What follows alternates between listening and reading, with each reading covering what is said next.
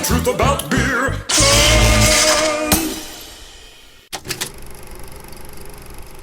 Sit back. Crack open your favorite brew, pour it in a frosty mug. Hey, and join us for the next hour or so. I'm Keith Davidson. And I'm Papa Joey Stay. And we're your hosts for The Truth About Beer and... Yeah, we're a podcast and YouTube channel where we get to talk about all the crap that we're interested in. And best of all, you get to do it while sharing a brew amongst friends. Yes. We're so excited about today's episode. Yes, we are. We really hope you enjoy it. Cheers. Cheers.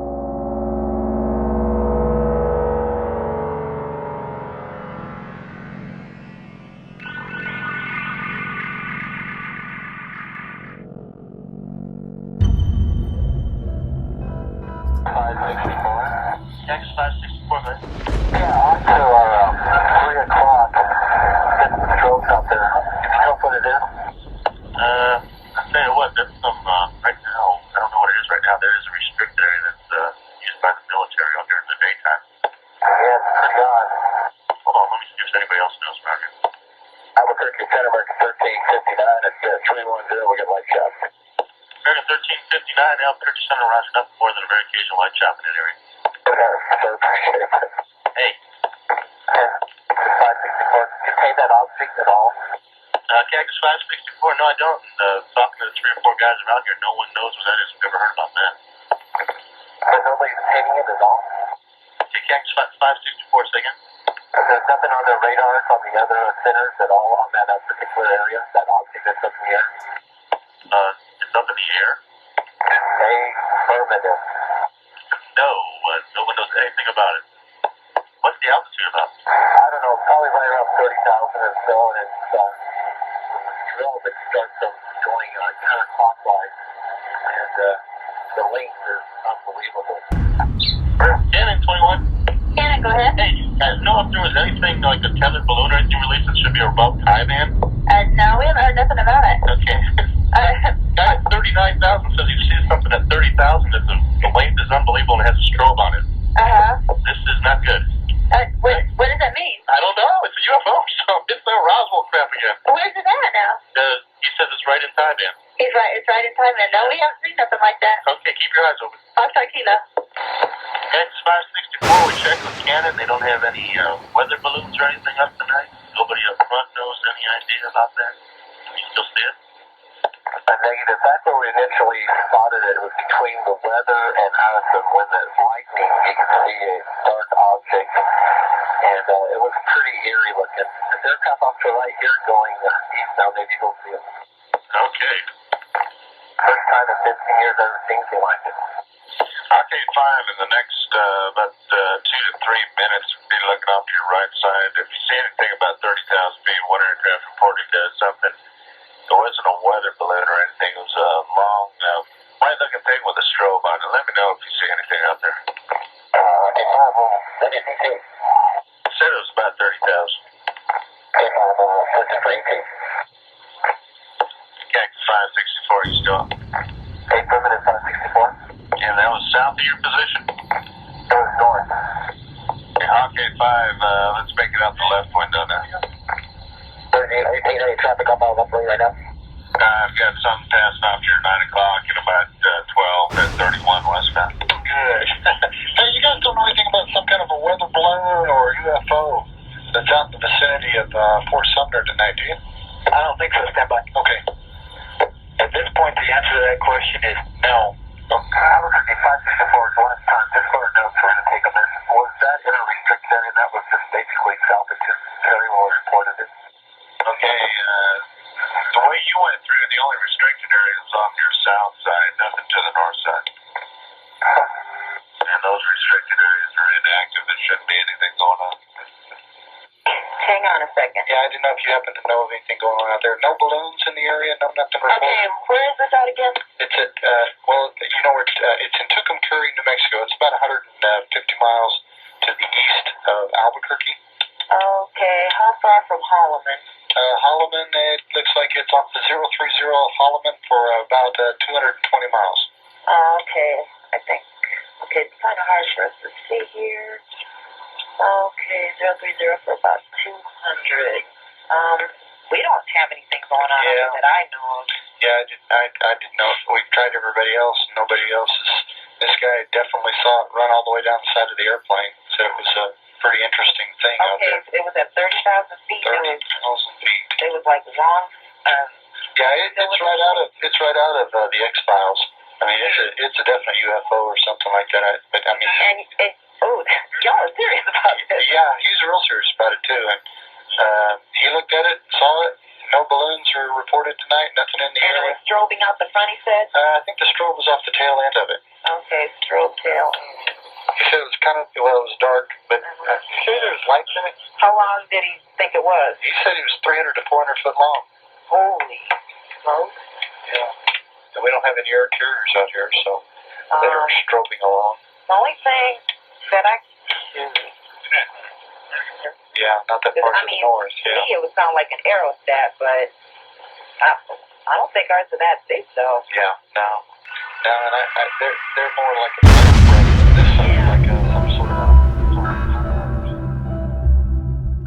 All right. Episode 202. That's the truth about beer and UFO UFOs on airplanes. 101. 101. or 1.1. 1.1, sorry. 1.1. We're getting the 201, 101. We're all getting confused here. Binary code. 1001001.100. That sounds like binary. That is binary. Oh, okay.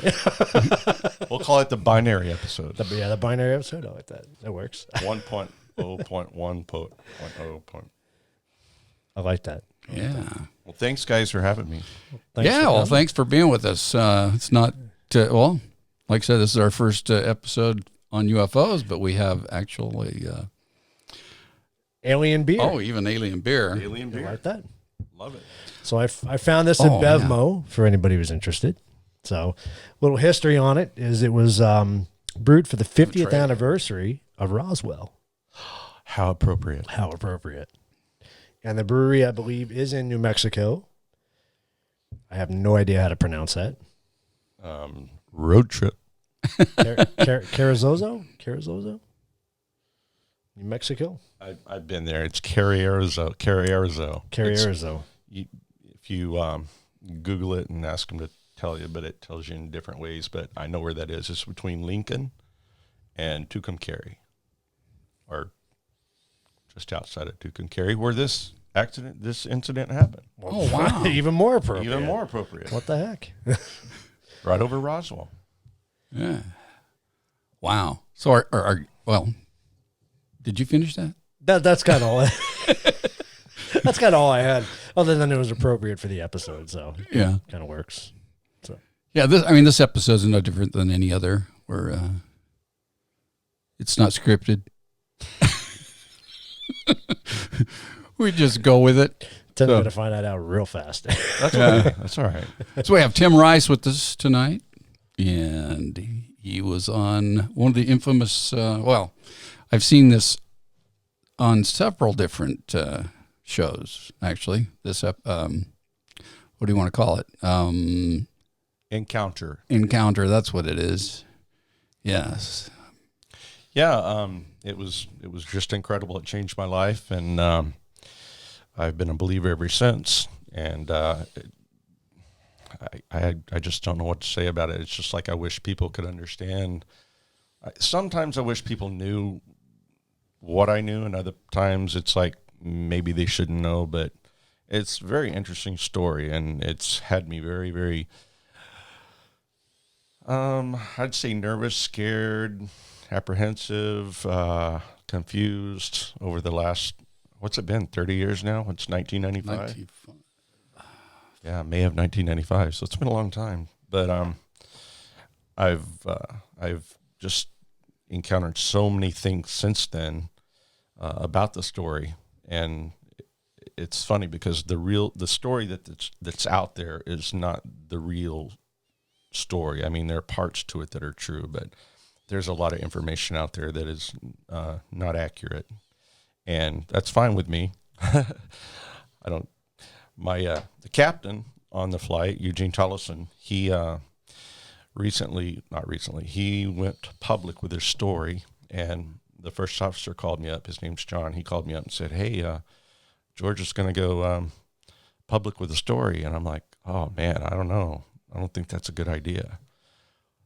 2 weeks later, John called up and said, "He's dead. Eugene, he's dead." And I'm like, "What?" He died of a heart attack in his home alone. So that pretty much shut me up right there about talking about it. But yeah, it's been 30 years. I don't think there's anything the Men in Black are really going to want me to not say. I mean, it's out there. If you've seen the America West Case 564 video on YouTube or any other episodes, it basically is the correct story with a few minor details, a few minor flaws, corrections, how you say.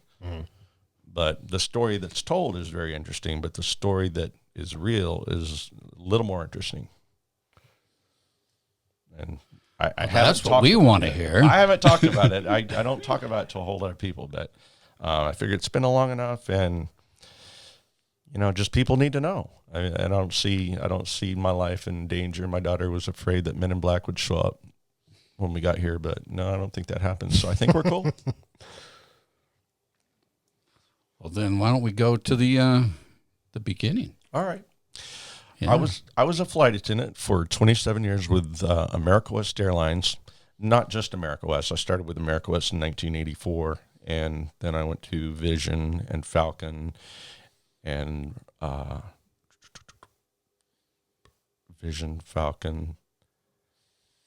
Frontier, and I worked for a few companies. In May of 1995, we were doing a routine flight that we bid on. So we do Tampa to Las Vegas, and it leaves about at 10:30 at night in Tampa, and it arrives, I forget what time, in Las Vegas. But this particular night was just like any other night. We've done this many times. I was a first-class flight attendant. The people were pretty much asleep. The movie was over. It was a very, very dark cabin. Very few people, with reading lights on reading. Most everybody asleep. Everyone in first class is asleep. So I hang out in the cockpit quite a bit. You can't do that now, but back in the day you could. You just go in there and sit down on the jump seat right behind the captain's chair, and you just sit there and watch them fly and listen to them talk to radio control, and you just, they're reading magazines, and it's just like hanging out. It's almost too simple. Flying an airplane, they don't do a lot while they're in the air flying from one place to the other. They just monitor, and everything was going along as normal. And we were headed west, and we had just passed a thunderstorm out of the panhandle of Texas. Big lightning storm. It was huge. And just as we got through the panhandle and into New Mexico, you could look back and see the clouds and the lightning, and it was pretty cool. So I'm sitting in the jump seat, waiting for time to go by, because it's pretty boring up there. Eugene Tollison, the captain, he was doing the position report, making sure all the paperwork was right, and we were at checkpoints. John Waller, first officer, it was not his leg. It was a captain's leg on this flight. They switch off when they fly. It's like, this is your leg, the next one's my leg, the next one's your leg. So this leg, John was just, hanging out, and he was looking at a Baja motorcycle magazine or something. He likes to go down and race. I don't know if it's the Bajas or the motorcycles. He races one of them down there. So he's looking at a motorcycle, and I'm sitting there, and all of a sudden, at about 2:00 position, looking, right out front of the aircraft, there was a large, bright light. Huge, bright light. And I'm like, wow, what was that? And then to the right of it, another bright light. So it went boom, boom.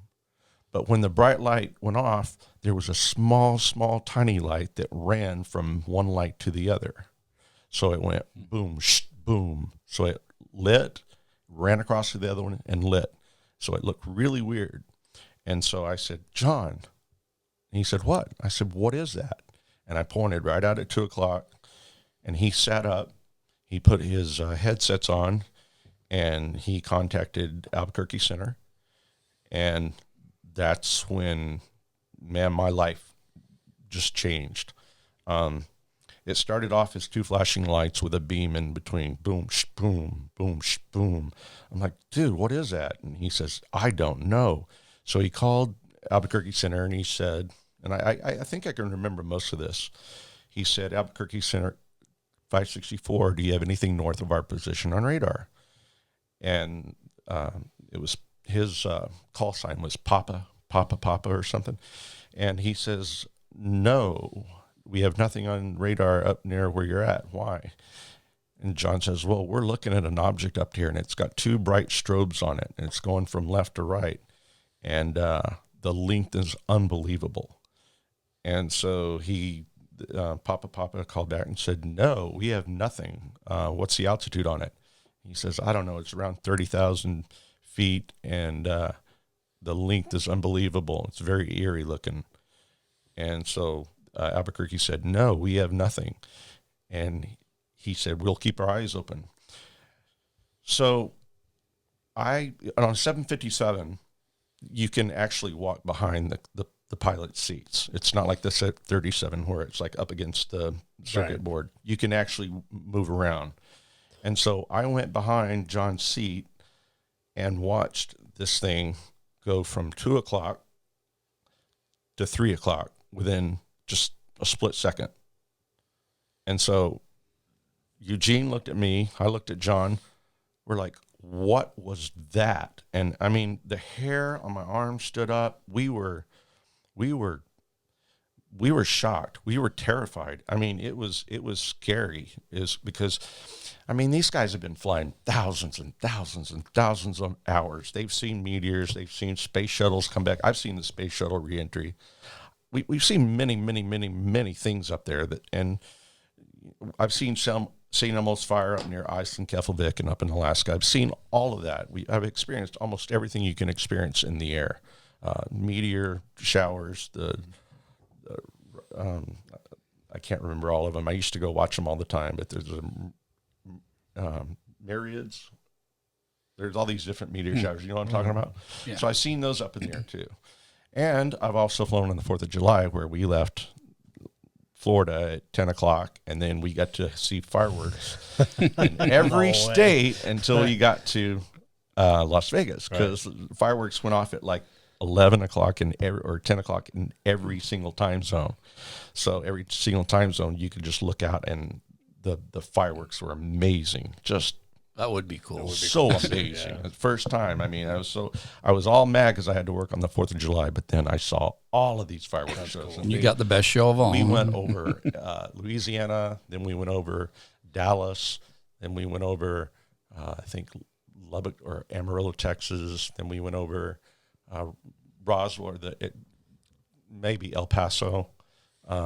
And every time zone, all you could see out your window is just a ton of fireworks going off, and it was so incredible. That'd be cool to see. So, yeah, I mean, we've seen everything. This, nobody had seen before. I hadn't seen it. John hadn't seen it. So I'm like, oh, my God, what is that? And when it went to our 3 o'clock position, I was looking right out the window. Well, Eugene got up out of his seat, and he came over right by me. So we were both standing right behind John. And John was monitoring the radio and still on the radio. This object took a dive to about our 5 o'clock position and went maybe 10,000 feet lower within just a second. And when it did, it was right in between that cell of thunderstorms and us. Mm-hmm. So now the thunderstorms, when it was lightning, we could see the object. Oh, wow. And so it backlit it so that we could actually see it was a long cigar, cylindrical. It's 300 to 400 feet long. It looked like, all right, you know the nuclear submarines? Mm-hmm. All right, imagine a nuclear submarine without the middle right just thing on it. Long. It was stealthy, black looking and everything, but these lights were still going boom, shh, boom. And so it appeared to us, and when the lightning lit up, we saw the actual ship. And it got a little bit crazy up there for a minute because Eugene went back over and sat down in a seat, and he reached up to turn off the autopilot. He was going to actually turn toward this object. And John's like, dude, what are you doing? No. He actually flipped it off, I think. And then John's looking over at him, and it became very hostile there for a minute. Eugene's like, I want to know, we got to know what that is. And John's like, no, we can't deviate. There's no way we can deviate because, God, if we were to deviate, that would have, called up the military and everything. Everything would have been crazy. Yeah. But that's how shocking it was. It was so shocking that he actually wanted to take control of the aircraft and follow this thing because it was unbelievable. So we watched it for a few more seconds after the lighting, and all of a sudden it went boom, it disappeared, and it shot right into the cell of thunderstorms. Way down in there. It just went right toward the cell and disappeared. I'm like, what in the world?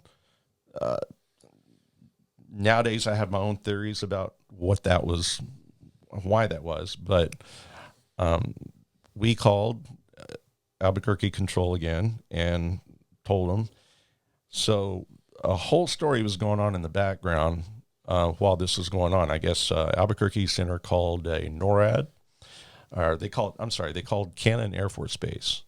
And you can see all of this on that all of the Freedom of Information Act that Walter Wade obtained. You can hear the transmissions of this whole thing. And it was crazy. And I guess NORAD had called back, and they said they did have something on radar up where that position was, and they said it was a search only, which means it wasn't transponding, which means all aircrafts have to transpond, put out a number. But it was called a search only. That means it wasn't transponding. It was up about 30,000 feet. And from the time that we noticed it to the time that Cannon actually got something, we recorded our latitude, longitude, and Zulu time.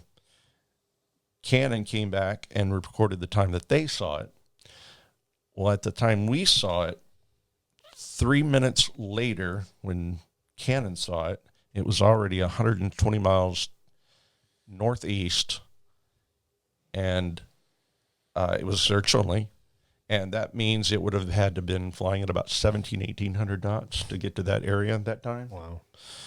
So we tried to calm ourselves down and maintain the flight and got the rest of the flight done. And the rest of the flight, I'm just sitting here going, what did I just see? Well, it just made me question God and everything. I mean, it was amazing and totally amazing. And I know we weren't hallucinating. It wasn't just one of us that saw it. We all three saw it.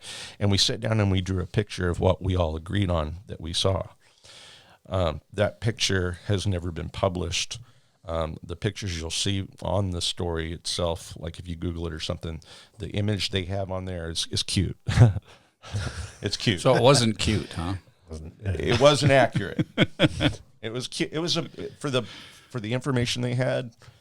I guess that's all they could come up with, and I mean, but it was it was life-changing. And what I saw was about the equivalent of a mall floating still at 30,000 feet. And I mean, I don't know if you can even imagine that. No, I couldn't. It just, and for years, I mean, it's been a long time, and I still just can't believe it. But so that pretty much changed my life. I went home and I spoke with my parents. My dad, he's a theologian. He knows about the Bible. And I said, is there anywhere in the Bible that confirms or denies the existence of other life? And he said, why? And I said, because I saw something that was not from this world, and I really need to know. And he said, well, yeah, the Bible speaks of many things, Noah, Moses, Ezekiel. And he told me about Ezekiel 1, which stood out more than the rest, more than most. And Ezekiel, all right. So in the Strong's dictionary, in the Hebrew dictionary, the Strong's coordinates, they translate Greek and Hebrew from Hebrew and Greek into English. And this is complicated because sometimes one word in Hebrew would take like 7 to 10 words in English to translate it. Yeah. So I did a lot of research on it, and I said, I have to know, where in the Bible does it say? So he said, you need to read Ezekiel 1. I started reading Ezekiel 1, and I'm like, boom, there it is. That's it. You're never going to go to church. No preacher's ever going to sit down and say, all right, folks, we'd like to open up to Ezekiel 1. It will never happen. It's controversial. It's hard to believe. And that right there was kind of confirmation that, well, yeah, the Bible talks about it. And so I changed my feeling of thinking I was crazy to, wow, maybe I've just seen something that really exists and this is real. And so the whole night home that night, it was about 3 or 4 o'clock in the morning, I kept looking up at the sky and I'm like, dude, they saw me. They saw me. If I saw them, they know. They know I saw them. Right. If I saw them, right? I mean, they know.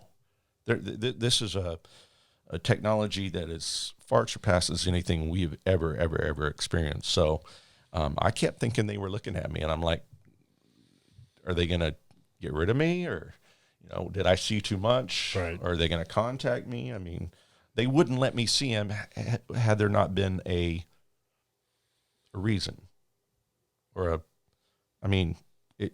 they just don't let people see them unless there's a reason.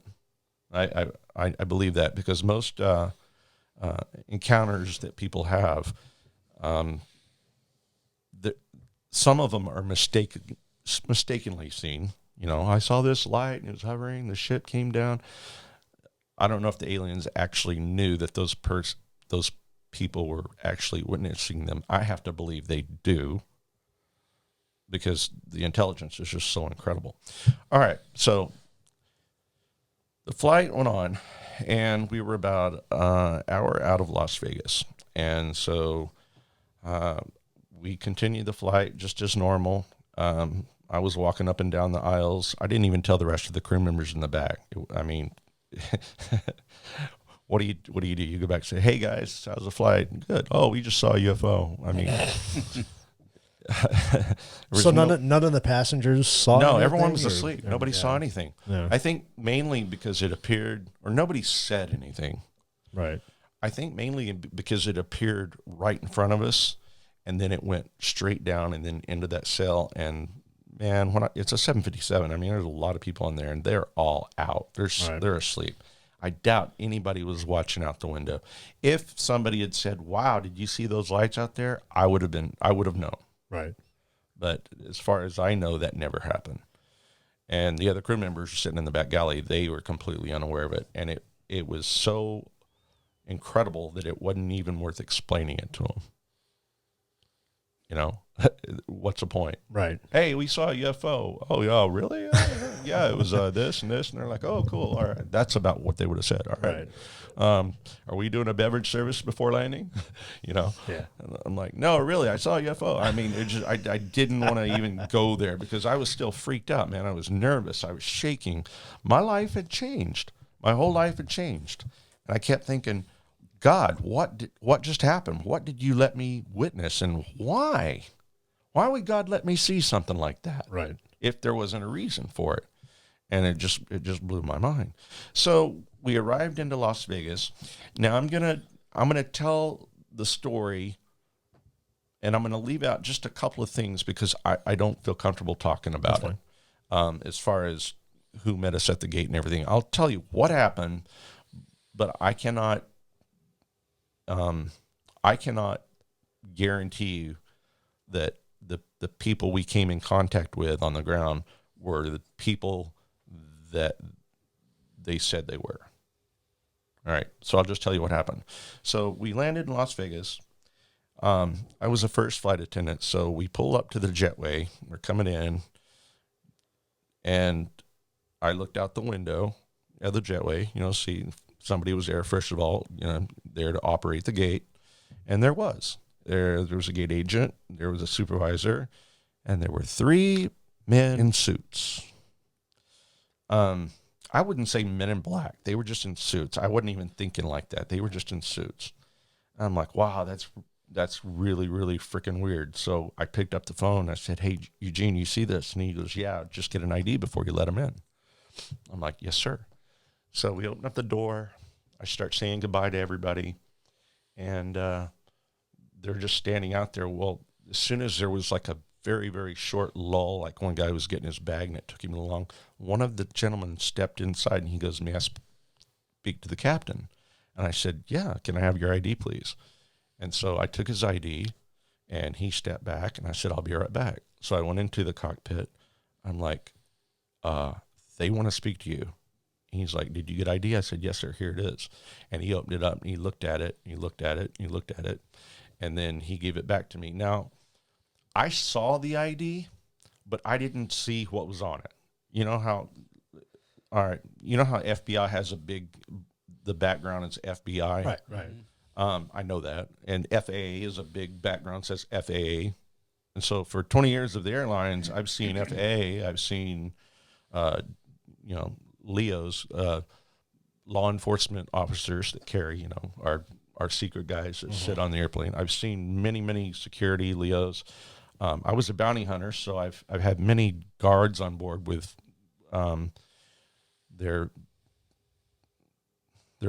they've gone to fly them to get them. They handcuff them. There's a system for that. I've seen just about every ID you can imagine. When this guy handed me his ID, I kind of like looked at it, but I didn't notice any features that stood out that had like a star or a badge or anything. It just looked very official. Mm-hmm.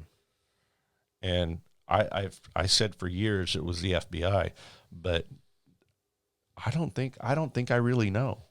I mean, I never found out. We never found out. I never found out who they were, but I told my friends, I said, the FBI met us at the gate. But, I think about it today, I don't know who they were. Mm-hmm. But it just, the ID looked so regularly official. Yeah. That I assume that if a supervisor with the airline is standing there with them, it's got to be legit. Mm-hmm. So I gave the ID to the captain. The captain looked at it and verified the credentials, and he said, all right, let him in. So I handed my ID back. The gentleman walked in. He went to the cockpit, and he shut the door. So there were 2 other gentlemen standing in the jetway, and they were just standing there. I was trying to not to make eye contact with them, and I was telling people goodbye, have a great stay in Vegas. Thanks for flying with us, all the bye-bye, bye-bye, bye-bye. Mm-hmm. And, there would be little breaks where people were like, they got their bag stuck or something, so there'd be like little breaks. And so when the first class emptied out, I guess the main cabin, there was a hold up or something, and there was a break. So I stepped into the jetway, and I'm like, hey, how you guys doing? He was like, fine. I'm like, everything all right? And he goes, yeah, we're just doing routine checks. I'm like, routine checks. Okay. So I went back in. I said goodbye. And all of a sudden, the cockpit door opens. See, I don't even know if I should be telling this. All right. The cockpit door opens, and the agent, I don't know what he was, the guy in the suit with the ID, he came out and walked back out into the jetway, and those 3 kind of like took 3 steps back and went and started having a conversation. So I look back behind me. Now, this is a flight where we leave Vegas, we leave Tampa, we get into Las Vegas, and after we get into Las Vegas, we call what we call deadhead home. Mm-hmm. So we're not working. We're just going to another gate, getting on a flight to Phoenix, because that's where we live. So we're just riding. Another crew is flying. Our day's done. We're deadheading back to Phoenix. So the guys came out with their bags, and Eugene came out first. He didn't make eye contact with me. I'm like, well. Then John came out, and so if you can picture the cockpit right there in the galley area, when the pilot was coming up, nobody else could see him looking at me, like if they were out in the jetway. So John looks up at me, and he gives me this little finger gesture, like, shh. And then he says, you didn't see nothing. I said, okay. And he goes, we'll see you at the other gate. And so they left. And so we finished cleaning the airplane, got all of our baggage and everything, got it all together, and we eventually got over to the other gate. We boarded the flight. I went down and sat down with the rest of the crew member. There were 3 of us. There were 4 crew members, including me. So we went to our areas, and when you're deadheading on a flight, they seat us in the emergency exit rows, because we're ABAs, able-body assistants in case of emergency. It's good to have somebody there that is experienced and trained, knows how to open doors, and stuff like that. So they always put the crew members in that row. So I sat at the window on the row, and then we waited, and the captain came on and says, "Well, folks, we're just waiting on a few bags and some last-minute paperwork, and the weather in Phoenix is blah, blah, blah, and our flying time is about 42 minutes, so we're going to be on time. And if there's anything he needs to back flight, so we'll the flight." So we waited. It was 45 minutes, and then the guys walked on the airplane, and they came all the way back to Overwing, and they put their bags away, and they sat down, and John sat on the aisle, and the middle seat was open. I'm like, "Dude, what's going on?" He goes, "Shh." I'm like, "Don't shh me. What the hell's going on?" He's like, "Dude, don't talk to me here." And I'm like, "Dude, there's nobody here." And he goes, "I'm not talking to you till we get home and in the employee parking lot." I'm like, "Dude, what the hell?" He goes, "Shh, I'm not talking about it." So I'm sitting here going, what the heck is going on? So we have to do this 42-minute flight to Phoenix, and the whole time I'm looking over, giving him dirty looks, and he's just shaking his head saying, "Nope, nope, nope, nope." So we get to the airport. We walk through the terminal. We get on the employee bus, and I sat right across from him, and I looked over at him, and he won't make eye contact with me. And then he finally made eye contact with me, and I started to say something, and he's like, "Nope." He shook his head. "Nope." I'm like, what the hell is going on? So then we get off the bus, and it's a huge parking lot. And so he goes, "Where are you parked?" I said, "I don't know. I'm over there." And he goes, "Come with me." So I got off at the stop he got. We walked over to his car, and he's sitting there looking around everywhere. He's just like, I'm like, "Dude, you're freaking me out. What's going on?" Right. And so he got to his car. He put his bag in his car, and he's still looking around. He said, "We didn't see anything. We are not to report anything. This never happened." I'm like, "What are you talking about, man? What happened?" He goes, "I don't want to talk about it." He goes, We'll make a date this week and get together and talk about it, but I don't want to. I can't talk about it. They told me I would actually never fly again. I'd lose my license." I'm like, "Oh my God, what the heck happened?" So, I mean, I'm already freaked out. So the ride home, I told you, I was like looking up at the sky going, what did we see? Are they following me? And I was just, there's no way to explain it. It's a cross between denial and shock and I thought I was crazy. I mean, I thought I'd lost my freaking mind. I'm like, I'm going to wake up in a minute and this whole thing never happened. It's got to be a dream, because nothing made sense. Nothing at all. And so I went home, asked my dad, "Are there such thing as, other life?" And he gave me the Ezekiel and the Noah and the everything. And I'm like, he goes, you just got to come to that on your own. So time went by, and I tried to contact John, and he would not answer my phone calls.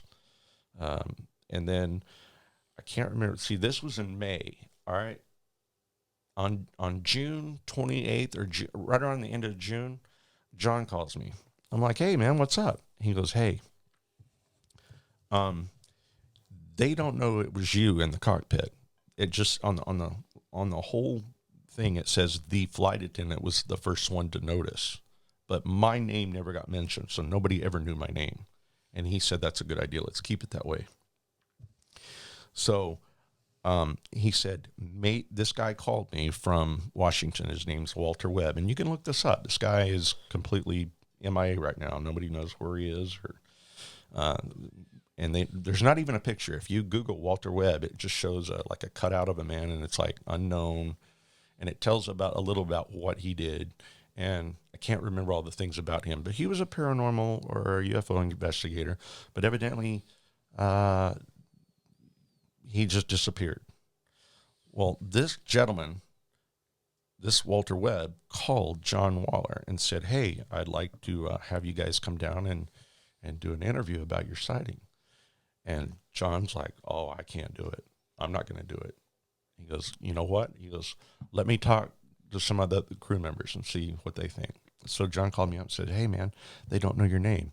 You want to talk to this guy? You want to go down and do an interview? I'm like, well, all right, I'll talk to him. So I called him, and when he found out who I was and everything about it, he said, can I get you on a flight down here tonight? Red eye. To Washington? Yeah. I'm like, no, I don't think so. No, I don't know. I didn't know who he was, and I just got this weird feeling like, I ain't going there. Right.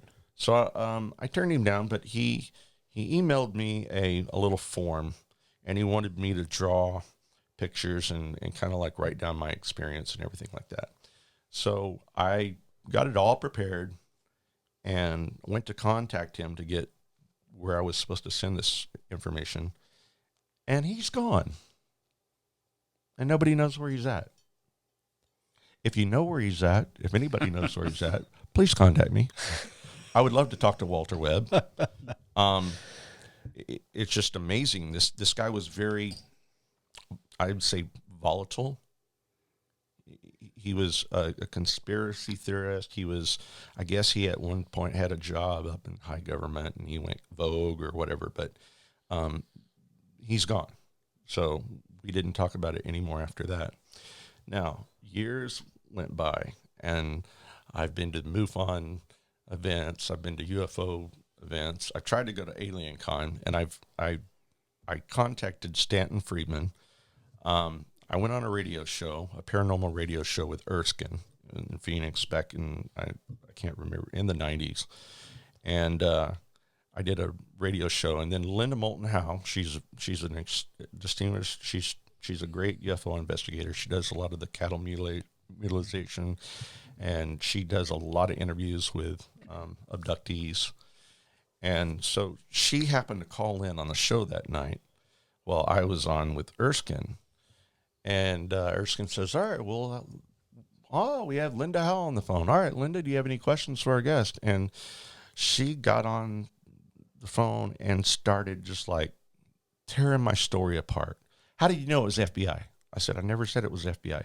Well, how do you know they were even law enforcement? I said, I didn't say that. I don't know who they were. She goes, well, how do you know they weren't just regular airline people? I said, because I work for the airline. I've worked as a gate agent. I worked as a supervisor. I've ran the whole zones there, boarding people. I did reservations. I did gates. I did ticket counter. I did baggage service. I did everything you could do in the airline, because back then America West was cross-utilized. We all did everything. Right. So I'm like, Linda, listen. You know, I wish to God that had happened before. But she kind of like picked my story apart, and she goes, well, how do you know what the altitude was? If you're looking out of an airplane, how would you know what the altitude is? She goes, you're not a pilot, right? And I said, no, I'm not a pilot. And she goes, well, how do you know what the altitude was if you're not a pilot? And so she started getting me all flustered on the radio. And we went to a break, and I said, Erskine, come on, man. I didn't come over here to be, like, criticized and ridiculed, badgered. I'm like, who is this lady? He goes, well, she's you know, pretty popular in the paranormal and UFO field, and she's qualified to ask questions. I said, well, why is she trying to pick my story apart? He goes, I don't think she is. I think she's just trying to get answers that she knows how to ask. You know, there are certain questions that paranormal investigators can ask that can weed out somebody right away if they're like making this up, if they're not real. So I think she was testing me, and I didn't like it. It made me a little upset.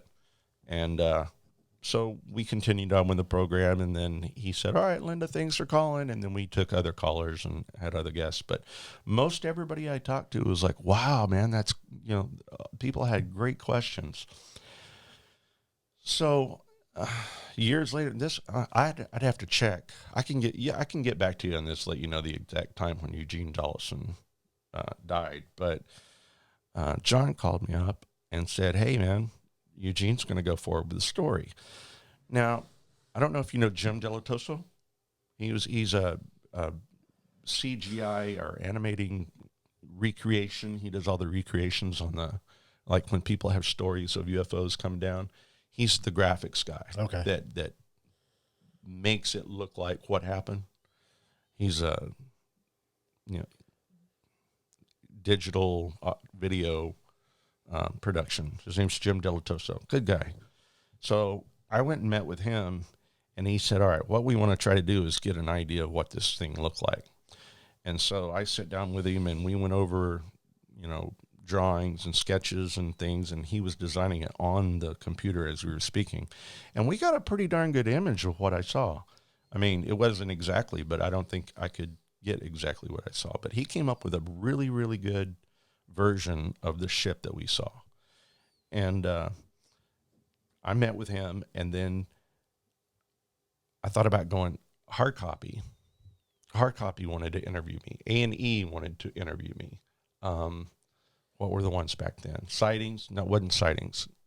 But I can't remember what it was back then. The shows back then in the news. Mm-hmm. Surprised Ripley's didn't come after you. It could have been. Well, I started getting contact from all these reality shows, and they said, we'll pay you. We want to do your story, and, we want to sell your story, and blah, blah. And I'm like, I was really skeptical. And so John calls me up and says, Eugene's gone public with a story. I'm like, crap. I wanted to make that money, Right, yeah, exactly. If anyone made it, I wanted to. Because we've been holding this back, biting our tongues, and it's so hard. And so when finally, it's time to come forward, I wanted to put my 2 cents in worth. And because John, I don't know if John really knows all the stuff that I know, because I researched it long after it happened. And ever since then, I don't know that John ever went to a MUFON or I could say Eugene. I don't know if he went to a MUFON convention. I don't know if he ever Googled or heard the transcripts.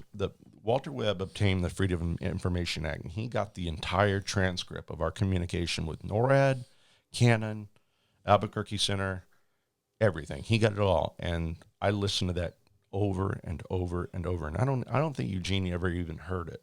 I mean, I don't know. I'm sure if he had, they would have told me. John won't have anything to do with it. He says he never wants to hear it again.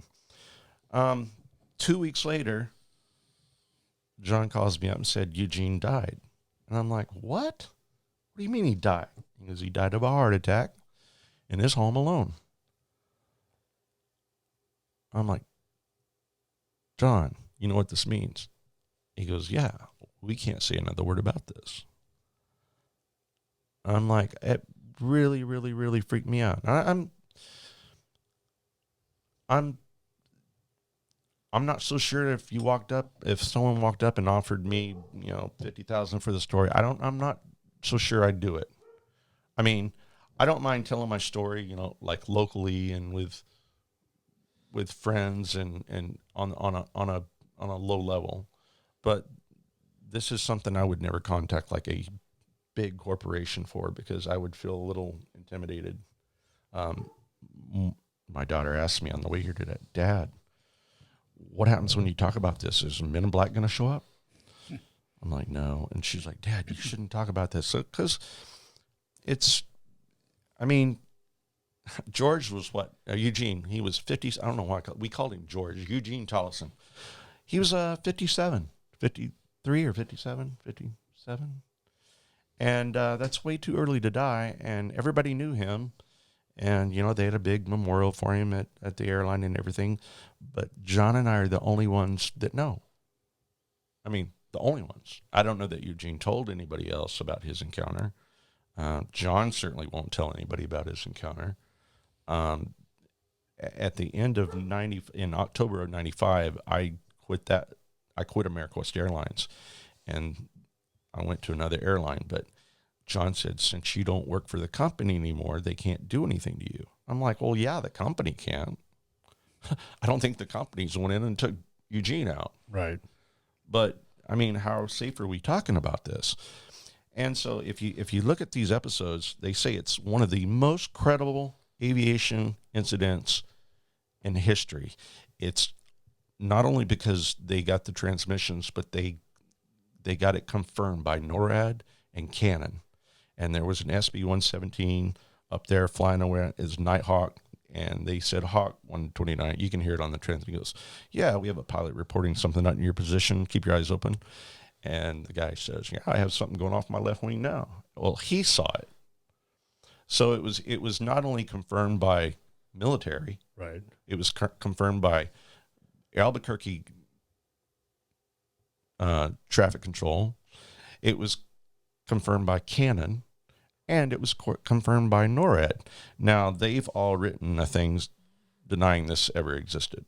But if you listen to the transcripts, you can hear them talking to NORAD and talking to Canon. I don't know what it is. You guys are crazy. It's that UFO stuff again. That's that Roswell stuff. And he goes, yeah, it's straight out of the X-Files. And they're laughing and, cutting up about it. But when she calls back and she goes, were you the guys calling us up here about that object? And we're like, yeah, that was us. She goes, well, we're tracking something where that was. And it was where it was and how they tracked it. It was not normal, and they didn't know what it was, and it was a search only. So it was identified by ground. It was identified by NORAD. It was identified by Canon. And so that right there pretty much confirms the sighting more than most other aviation sightings. I mean, they have I think the Japan incident, the China incident, and the Russian, and there's several aviation sightings that they have information, but they don't have this information. Right. They don't have confirmation of radar and positioning and speeds. They don't have that. These guys did. And it blew them away, and they couldn't believe it. And so I don't think it's ever happened before. If it has happened, then nobody's reported it. But, it changed my life. And, I couldn't fly anymore. At the end of that year, I couldn't do it anymore. I couldn't fly anymore. It affected me so bad. I couldn't be up in an airplane knowing that there's that out there. Right. It just freaked me out. So what year did this story go public then? When was it first broken to the public? It's on the YouTube channel. We'll share that the too date's on on there. Mhm. I'm not quite sure of that date. That was the release date. And there's an article, there's several articles. If you Google America West Case 564, there's several articles. Most of the videos have been taken down since Eugene died. And I'm not sure why that is. I have a page called Alien Sightings. Alien Stories. I'm sorry. It's called Alien Stories. It's my own personal Facebook page. It's a little page I made about, and I invite everyone in the world to send in their stories about things they've seen. And I put my information from those Google searches. I linked them all on that website. Since then, many of them are not available anymore. I'm not sure why that is, but I happen to have a copy that is saved, and I can share that, even though sometimes if you pull it up now, it may not be on there. But I sent it to you. Mm-hmm. And so that's like one of the versions that can't be deleted, but they've deleted a lot of them, and they've deleted a lot of the story, but there's several stories out there on it. But it was years later. I mean, I was quiet for years. I didn't say anything about it for a long time. And then when I found out, I saw that video, and they went, I can't remember, Stranger Things, or I can't remember the name of the company that put out this video, but they, through the Freedom of Information Act, they've got the recordings, and they put together a little animated version of what they thought by listening to it. And it was cute. It wasn't as accurate, but I understand that. They really don't have any firsthand knowledge. Right. I guess me and Eugene and John were the only firsthand knowledge, and they won't talk about it, and I haven't talked about it. Well, how much time had passed from the incident until Eugene's demise? Eugene just passed away like a year or two ago. So he sat on it for a long time. Okay. And then John said he's going public. And I'm like, oh, man, that's not a good idea. And then 2 weeks later, he died. I can find that information out for you. But So we're talking years. This wasn't just. oh, yeah, few this months. is like a couple of years ago that Eugene decided to sell the story, and he's gone. Wow. So I'm not sharing my story with like any big, I'm not selling the story. I'm not sharing it with like Hard Copy and A&E and all those Right. big. I go on Ancient Aliens or, some of those Yeah. shows like Well, that. how many times have you shared your story? Publicly? Yeah. Twice. Once would have been the MUFON meeting over at Papago at the National Guard, and that didn't go well. I told you about that earlier. I told the story, and then I had so many people approach me after I talked about it, and it just kind of like scared me more than anything. People came out of the woodwork, and I wouldn't say they were all crazy. I know a lot of them are very, very interested investigators, paranormal investigators, and I would be happy to sit down and speak to them. But there were a lot of people that just wanted to touch me, that wanted the energy from the UFO to release from my body to their body. There were people that felt that if they touched me, they would be healed. There were people that thought if they touched me, that would finish their mission on this earth and they were done. I mean, it was very, very weird. So Erskine, he approached me after that night and asked if I'd be on his radio show, and that's when I went on with Linda Moulton Howe. So that's only 2 times I've ever shared this story with more than one person. It's been very scary to talk about. Well, it seems lately though that a lot more stories are coming to light. That they kind of relax that. Yeah, and that's what that my wife tight said. hold. So Yeah, my wife said, "Honey, it's been 30 years. There's much bigger things that have happened since that incident." I'm like, "You're right. You're right." So I'm not uncomfortable talking about it anymore. I wished. It's very, very complicated, man. It's like, in a way, I want some people to know. In a way, other people just don't need to know this, because some people are not ready for this information. And do you think that's why the government has always tried to keep a lid on it, because the public's not ready for information like this? Exactly. They have. You don't hear too many aviation reporting. Now you see the military, they got the little tic tac and they got F-15 fighters coming forward. And so I don't think my story is that much in danger of letting the cat out of the bag. Right. I don't think I'm going to be exposed to any kind of, repercussions by telling it now. Right. Because of, like you said, so many things that have happened since then that are so much bigger and so much more credible and so much more, documented, and they have video evidence, and they have F-18 pilots that are coming out and they're breaking their silence. So I'm not so scared to talk about it anymore. Well, that in the last, 10 years probably, they've done a lot of declassification of a lot of the tons. files.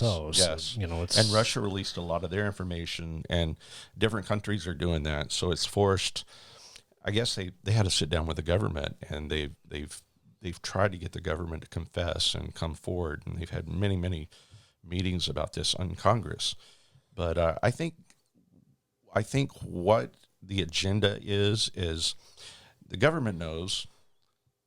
They know what's going on. I do believe it's being controlled all by the Navy, and I have my reasons that I believe that. I believe that they have tried to soften us up and get us ready for the landing on the White House lawn. 10 years, 20 years ago, if you said an alien came out and shook the hand of the president, nobody would have believed that. You look around now and you ask that question, and people are like, "Yeah, sure.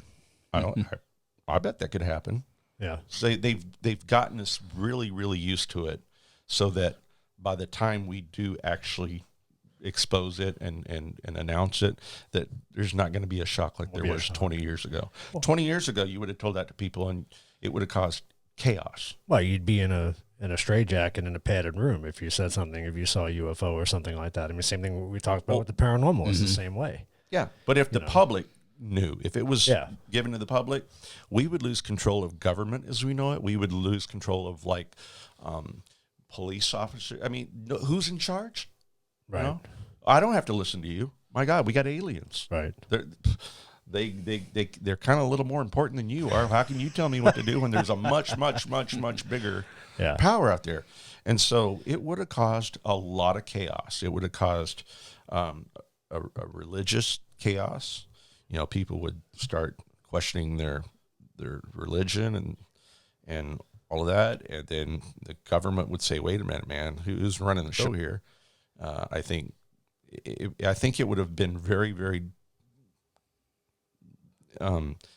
just catastrophic had they found out. Now today, I think, you know, you tell my daughter, "Hey, UFO landed in near the Pentagon yesterday, and they've made contact with them," and my daughter would say, "Oh, cool, really? Yeah. How many were there? Right. What color was the ship, and how long did they stay?" See, nobody really cares. Nobody would be surprised. They don't react like no, that. no. And like you said, I think, you know, not only Hollywood, but we as a society have done a good job of desensitizing us to it. Well, I mean, that was government's. The government and Hollywood got together, specifically Steven Spielberg, when they made E.T. or no. Independence Day. Close Encounters. Close Encounter, that's right. All right, so the government said, "Look, we got to do something to desensitize the public." And it's so desensitized now that we have Men in Black 1, Men in Black 2, and I mean, now it's just funny. Yeah. Nobody's scared now. Yep, yeah. But look at Orson Welles, what he did. Remember that? Scared the hell out of the world on a radio show. Scared the entire world. So the government's tried to keep this, you know, a lid on it to keep from causing a panic or a whatever. But today, I really don't think it would happen. Yeah. I think most people would say, "Oh, wow, yeah, I knew it. It was just a matter of time before they revealed themselves." I don't think people would be as shocked as they are. So I think that's one of the reasons they tried to keep this so quiet so long ago. Because now I'm seeing stuff on there that just blow my story away. I mean, not, you know what I'm saying? It's like F-18 pilots coming forward and saying, "We don't know what this is." Right. And, you know, and if they can come forward now, I think we're a little more desensitized. Because if a pilot can come on the radio and say, "Yeah, I chased a UFO," it's not on the news. I didn't see that on the news today. Yeah. But it happened. So I think it's so desensitized now that people pretty much expect it. Well, I think the other thing too is 30 years ago, we didn't have the technology we have today. So I think you almost have to do it because technology is getting so advanced now. We didn't have the radar we have today. Right. Yeah, nothing. But even cell phones, more people are capturing pictures on their cell phones. And why is our technology so much more Well, advanced today? All right. All right. That's a whole different story. You want to hear that?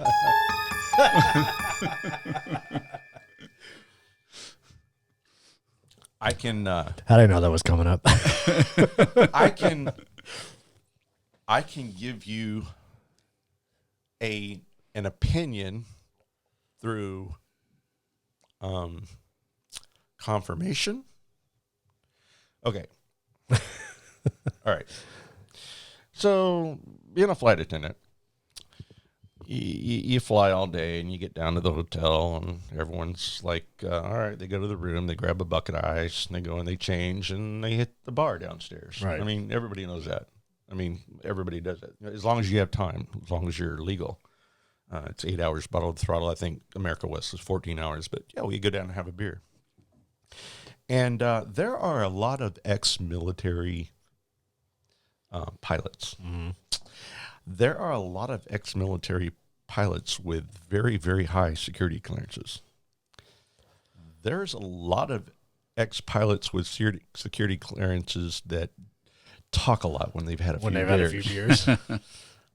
And so I can't chalk it up to all of it, I believe it, but there have been some very, very intense conversations where they told me things I know they wouldn't have told me. Because I've had them come up the next day and say, "Dude, you know what? All that stuff we talked about, you didn't hear it from me. You can't repeat any of that." I'm like, all right. But the stuff they've told me is just downright horrifying. I mean, it's crazy. It's just, I mean, these guys would have lost their. I mean, if they were top security clearance holders working in Air Force bases, working on special projects, working in bases where we have alien technology in-house, and we're holding it, we're capturing it, we've reverse engineered it. And I can just say this, I can get you to maybe believe that this is all happening if you would just look at it like this. All right, let's say 10,000 years ago, you start a little time chart, 10,000 years ago, and then you have 2020 right here. Okay, that's a big time chart, right? Okay, since the beginning of time, whenever that is, some people say 200,000. I see things, they found like a computer or a hammer they've dated back to 1 million years or whatever. Nobody knows, all right? But let's just for example, let's just say the starting time of civilization and life as we know it on this earth. You take that timeline, and then you take the 2020 timeline. Now you look, that's a big timeline, right? Right. Now, out of all of that time up until 1947, guess what we had? We had a wheel. We had fire. We had a light bulb. And I think we had a telephone. Right? Yep. Did we have a TV yet? I don't know if we had it. It was right. No, It was in right the there. It was right 50s, there. early Yeah. 50s. Okay. All right. All right. So from 0000 BC until 1947, how is it man only came up with a wheel, fire, and telephone and a light bulb? That's it. That's all we had. I mean, everybody knows that, right? That's not news, right? Right. Do you agree with me? I agree with you. Yeah. I mean, we were basically Stone Age compared to what we're now. Yeah. So when this UFO crashed in Roswell, what they did is, I know the story on the Roswell crash. I guess we can get into that another time. There were survivors. One of them did survive for a while. She eventually passed on. But in the process, we contacted her race. There are many different species of aliens. There's like 156 that we know of, and I'm sure there's more. But we contacted her system, her people, and they tried a rescue mission to come back and take her. Her name was Cece, and they tried to come back and take her and save her. This is how we became allies. Do you want to get into this? Oh, you've already started. Yeah. All right, we'll make this No quick. turning back All right, now. so 1947. Now we have a microwave. Just shortly after 1947, we have a microwave. We have transistors. We have circuitry. We have fiber optics. We have nanotechnology. My God, what is that? We have everything, and we had none of this prior to 1947. Nothing. There was no such thing as a fiber optic or a night vision goggles, lasers, circuitry, transistors. You know, my dad was telling me back when he was a little kid, he had a transistor radio, and it had like 5 transistors or something like that in it. And the transistors were that's what made the radios so big. Right. And now, Well, then you needed vacuum tubes to power it. Yeah. But so now, how did all of a sudden we just wake up one day and decide, oh, you know what? Today I think I'm going to create fiber optic or lasers or night vision. I can tell you real quick how the night vision, and they're very proud of this. Military's they reverse engineered a lot of the things on the ship that they got. And we were also given a lot of information from the beings that came to help Cece. And this is very, very cool. I heard this straight from a guy that had firsthand knowledge of how they developed night vision. It was re-engineered and developed off of this retina of one of the alien beings. Really? Yeah. Oh, wow. Wow. It tore the eye apart and figured it out, and now we can see at night. And that's why their eyes are so big, because they don't require a whole lot of light to see. You know how the bigger the eye, and So actually, a very, very bright light, which is weird, is almost blinding to them, yet they can step out of a spaceship that's the light's brighter than we can imagine. Right. So it's complicated. I like to say it's complexicated. It's complex and it's complicated. It's a Joeyism. It's like it's almost like dramatically. Yeah, dramatically complexicated. That's awesome. So I'll just leave that there, and you can take with it what you want. I mean, if you can prove me wrong, if you can tell me that, we had all that stuff before 1947, and you can prove it, then I'll listen to you. But as far as I know, since 1947, we have reverse engineered all of that technology, and we have technology now. I had one guy tell me one night, he said, Tim, if you knew how advanced we are, we have technology that we can't even release for another 30 years. It just would blow everybody's mind. Yeah. We can't do it. We have to slowly release this information because it's just too much for the public to have. Do you know our iPhones are like 17 times more powerful than what it took the Apollo to go around the moon? Mm-hmm. And it would have taken rooms and rooms and rooms and rooms and rooms of computers. Yep. And now our iPhone can not only operate the space shuttle, it could operate like a whole fleet of them. Mm. Just the power in an iPhone. So 1947, we didn't have that. We barely got to the moon like we had it. Yep. But that's why we did get to the moon, because we were given technology that assisted us in completing the moon. In fact, I just heard today there's the new Space Force. NASA's starting a new space mission. They're going to try to send man up into space again. They're going to do a test flight, and if that goes successful, they're going to try it with the first humans since the space shuttle. And the name of the mission is Apollo. That kind of blew my mind. Kind of fitting. I think it's Apollo 127? I think it went to 13 or 14. Yeah. But we really don't know how many missions there's been, but I thought that was interesting. But no, I think space is our next frontier as far as war, as far as technology, as far as maybe even going out and cohabitating another planet, populating other planets. Yeah. Okay. Yeah. There's. Well, I think at this point in our lives and how far, like you said, how far we've come in technology, I think it's kind of naive to think that we're the only beings around. It's not about God anymore. Everyone wants to bring the God into it. It's not about God. You know, it's not going to screw up your religion if you admit that aliens are probably true. It's not going to. All it's going to do is confirm a lot of biblical text. Mm-hmm. You know. Angels didn't really have wings. They drew them with wings because they ascended and descended. And they don't know, they'd have to have wings in order to ascend and descend. To fly, right. You know, so the natives, the Navajos and Mayans, I mean, as far back as, you know, the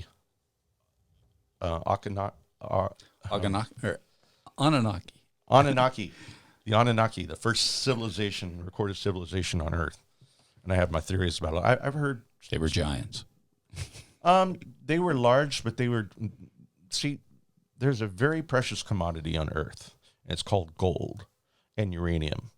And the aliens discovered an abundance amount of it. So they came down here and bred hybrids to slave and to mine the gold. And there's a lot of stories that have happened in between then and now. I mean, it gets complexicated. And a lot of people don't want to believe that because it ruins their structure, their religious structure. Because it's not necessarily contradicting, it's just contradicting from what we've been taught. You know what I'm saying? Right. If you want to go look at this information, you can find it. But it's the regular person that just goes to church on Sunday and says, this is what God is, there is no other life, and this is how I'm going to believe the rest of my life. And they're set on that, and that's fine. But there's a lot more. There's so much more. And I didn't know that until I went looking for it. Since I've been looking for it, I have found it. I have found people that have been abducted. I have talked to people all over the world. I've been to 19 countries. I've talked to people everywhere, and they all have very, very similar stories, and they all have similar technology. It's just crazy. I mean, and like you said, we'd be naive to think we didn't do it. I'm glad the government put a a hold on it and a box on it, and they've controlled it, because I don't think that real man was prepared for it. Right. Like the everyday man was prepared for it. So in that aspect, I'm glad that I used to want to convince everybody in the world there's UFOs, there's aliens, I tried to tell everybody after my experience. Now, I don't think they need to know. I think what they don't know is going to be better for them, because like I said, we would lose structure, order. It would cause a little bit of chaos. But then our millennials say, "Oh yeah, okay, yeah, alien landed on the so what? What was his name?" The older generation's not prepared for that. So what happens that day when they do finally come and present themselves, and are we going to be prepared for it? Not all of us. No. There's going to be very many religious communities that aren't prepared for it. There are going to be a lot of people that it's going to be like when Donald Trump showed up. It's going to piss a lot of people off, scare a lot of people, and then a lot of people are going to be happy and excited and can't wait. It's just going to be that kind of changing until we have exposed more of this information out to the public to where they're ready for it. It's going to be very shocking and very confusing, and I almost don't want to see it. I'm 55 years old, and I kind of don't want to see. I don't know that it's going to be a good thing. It could be wonderful, and we could cure cancer and have no more wars and no sickness. I mean, or we could destroy ourselves. Yeah. We could turn into every country would turn into a civil war, and we'd be killing each other, and there would be no structure of government or order. So it's a scary thing to think about. I think we're closer now than we were 20 years ago, but I still don't think we're ready for it. And I think when we are ready for it, I think it's just going to be a Fox News update one day, and you're going to see it. And nobody's going to be running for shelters and cover, and I think everybody's going to be prepared for it. Right. I mean, look at me. It screwed my life up, but do that to everybody at once. It's going to be a rough day. Yeah. If everybody on this planet experienced what I experienced in that one day, there's going to be a little confusion and a whole lot of panic, excitement. I don't know that I'll be alive to see it. I hope I am, but it'll be very interesting. But I don't think it's that far away. I mean, as far as 1947 to now, I think it's going to happen sooner than later. You're talking about exposure, them showing up, or coming out. The UFO landing on the White House lawn, and it's on Fox News, and we do an interview with the gray, right, or the green, or the blue, whichever it happens to be. The Grays, all right, I'm going to tell you something like this. Right. This is a really cool story. Is this something we're supposed to know? No, this is something you do know. You just did not know you knew it. So what, the Men in Black aren't going to show up for knowing this? No, check this out. Okay. Check this out. I'm going to blow your mind. Blow your mind. What happens today if a 7-year-old girl in Kentucky goes missing? You don't hear about it. You kind of do. It's on Fox News, it's on Amber Alert. Everyone's phones go off.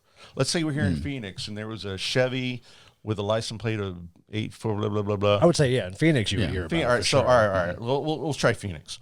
But it's like that little girl that went missing, John Benet Ramsey. I mean, yeah. The whole world knew that, right? World news, yeah. The whole world knew it. Yeah. Okay, I'm going to blow your mind.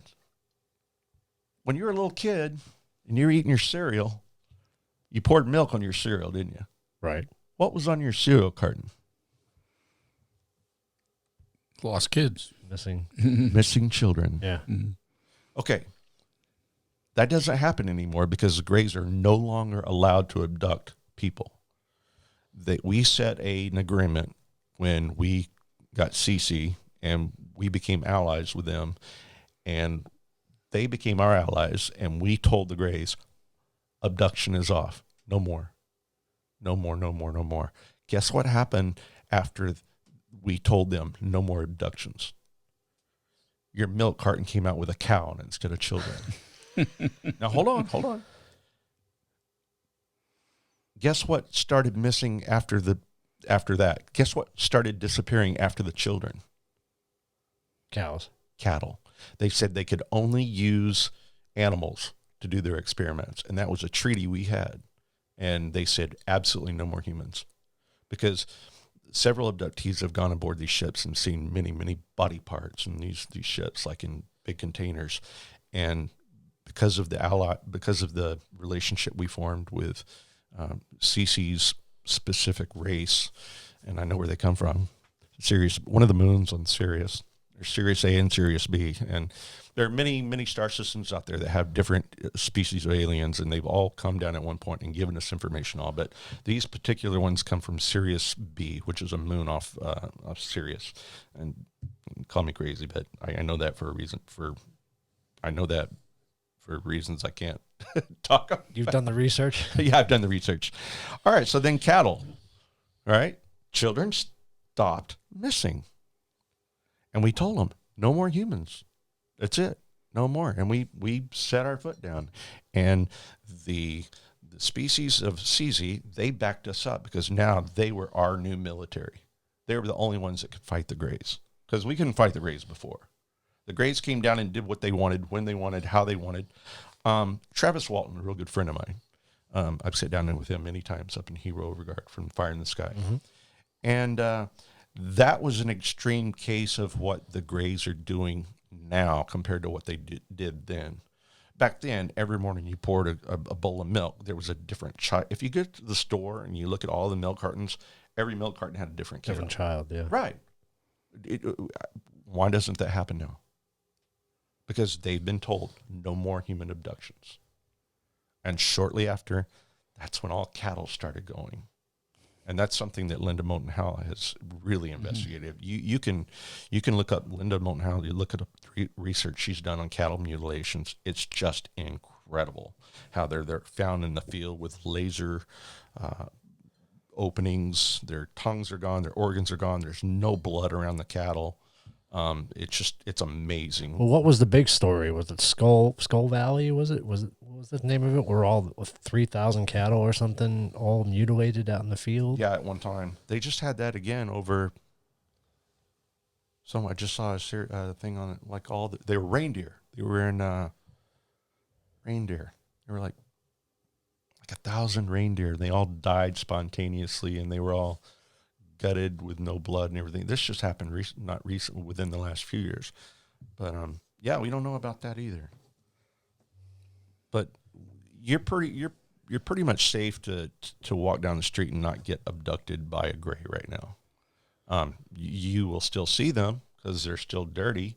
They still come down and mess with us when they're not supposed to. They just don't do it at the extent they used to because they've been told not to.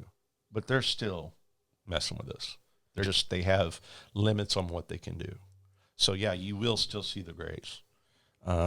You will probably start seeing the blues and the greens more because they want to do as much research and development as the Greys have done, but we're going to do it as an ally. So it's not going to be quite as a frightening experience like Travis Walton. Right. They're going to grab you and probe you and stick things in your eyes and everything and then drop you back down on the ground naked. Our aliens now aren't going to do that. Do you know about hybrids? Human hybrids, alien hybrids? I don't. Okay, we'll get into that. I've heard of them, yeah. We'll get into that another time. You keep opening these cans of worms. I got a lot of cans. I say he's kind of followed my outline here without even looking at it, so he's done pretty good. The only thing he hasn't covered is the Phoenix Lights. I know a little about that. I'm not so sure that's not ours. Do you know what the SB-43, the new ship that we have, the triangle ship? I don't. No, all right, I better not talk about that then. I would venture to say that's probably ours.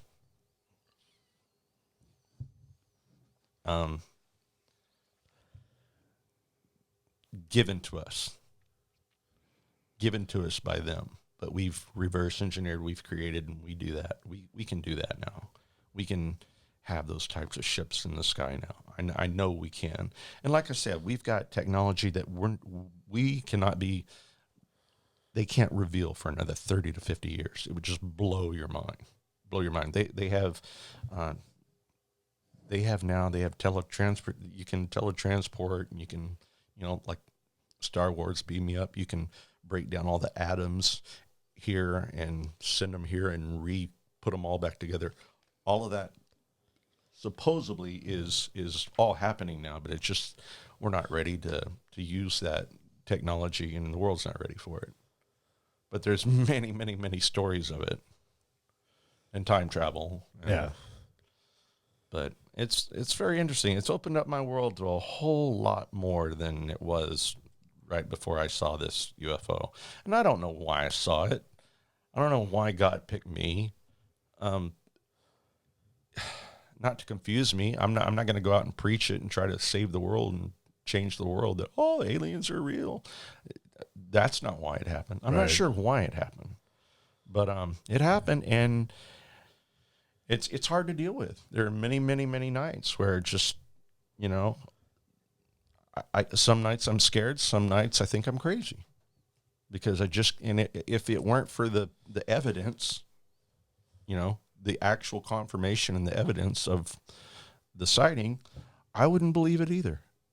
I mean, if I heard someone tell me the story without seeing the evidence and hearing that, I don't know that I would have believed it back then. Today I would. Right. But I don't know what the purpose is for me having that experience. I don't know why it was me. Like, the people that have been a bit like Travis, he doesn't know why. But I guarantee you, Travis's incident is for a reason. It may not be something that we all see at once, but there's a reason that happened. There's a reason he went forward and told his story. And there's a reason people think he's crazy. There's a reason people believe him, and there's a reason people don't. But it had to happen. I don't know. That's how I let it go. It had to happen. Right. It had to happen to someone. And I think, it happened to a person that's pretty credible. I don't think it would happen to, some homeless guy sitting. I'm sure it has. I'm sure homeless people have seen many, many, many things. But as far as all of the information, as far as all the transcripts and the verifications from NORAD and Canon and all that stuff, why it's not headline news, I don't know. And it never was. And I was scared to talk about it that way. But if one of us had gone to the media that night and told it, it would have been on CNN. Right, for sure. There would have been several news channels contacting, A&E and Hard Copy, they asked me and I said no. But I'm talking like media. Nobody approached me because I don't think they were aware of it. But if they had been aware of it, if I'd gone public at that time, it would have been on CNN the next day, or they would have locked me up in a crazy house. Right. So looking back, I'm glad it happened. For years, I hated it that it happened. I was very angry. Why me? Why did I have to see that? Because I had to fight with myself to come to, term with my faculties. Right. Right. Like, come on. And there's so much evidence that it has convinced me, because I would have never believed it had there not been all of the confirmation and evidence. It was that just unreal. Have you experienced anything since that experience? Not a thing. I've seen a few things in the sky, but actually, I don't think I'm allowed to see anything else. And I don't know why I say that, but I just don't think I will ever, ever, ever see anything like that again or experience anything like that again.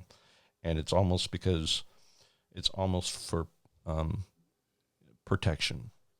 I think, I like I said, I don't know if I was supposed to see it or was supposed to see it, but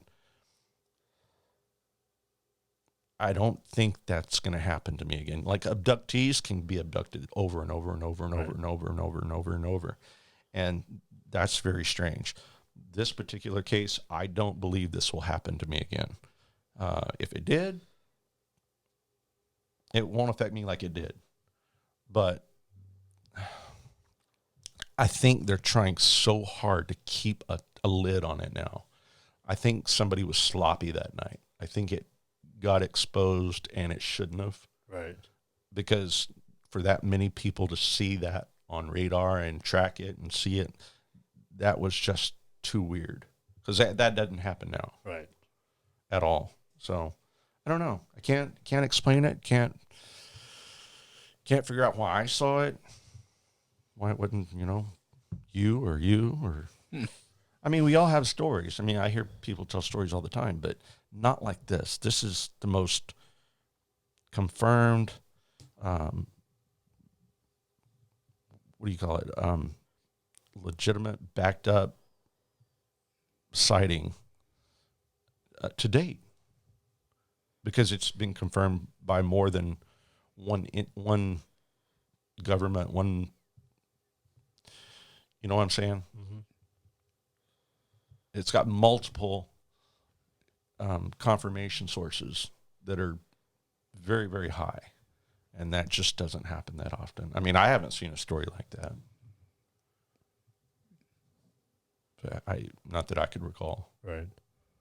That was eventually seen by NORAD and Canon and tracked, and I don't think that's ever happened before. I could be wrong. I'd like to know a story if it did. That's pretty cool. Right. But it's been hard to talk about it.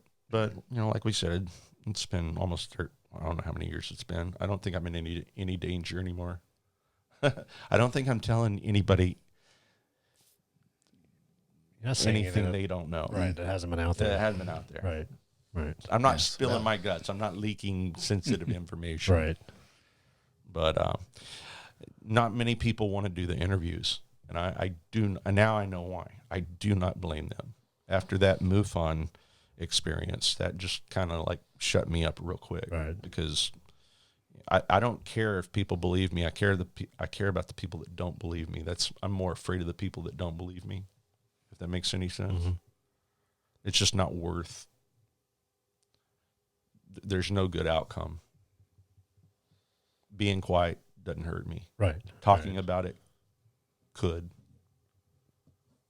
And then when Eugene died, I'm like, well, I don't even tell the story anymore. I just rarely ever tell that story again, because that just freaked us out so bad. But, well, Tim, we're really thankful that you shared it with us. Absolutely. Thanks, man. Yeah, for sure. Yeah, it does good to get it off, and talk about it to people that may give a damn.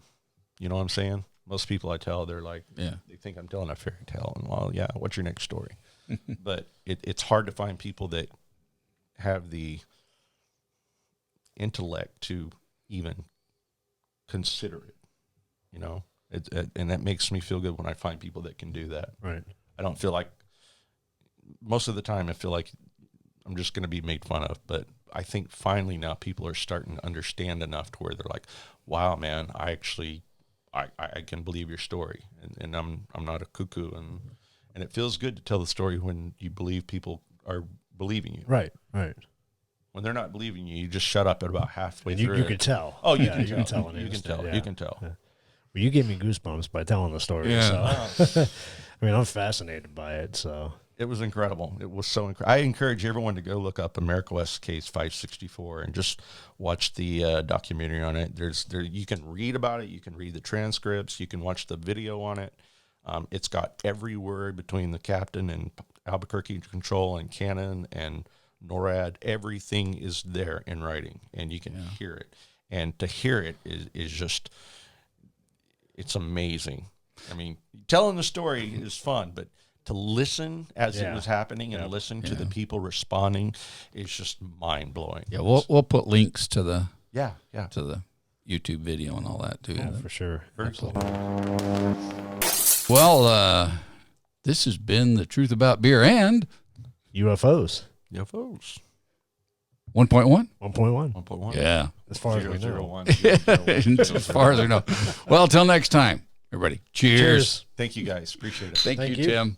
Yes, we had someone call here earlier about a pilot spotting an unidentified flying object? Yep, that's us. Okay, well, hey, we're tracking a search-only track kind of where that might have happened. Okay, can you give me a radial and Okay, off of Holloman, it is 038 for 283. 283, huh? I mean, it's about 10 degrees off of what you gave me before and about 80 miles off. Because you gave me 030 for about 200. It's tracking. Holloman, huh? It's tracking about 390 knots. We've been tracking it for about 3-4 minutes now. I mean, to be going that fast, it's got to be up kind of high. And we got no code on it, huh? Nope, it's search only. Give me that 038 at 2 what? Okay, let me do it again. Off of Holloman, 037 for 280. Basically 035 for 280. Okay, so we can look up there and see anything. Okay then. Thanks. Okay.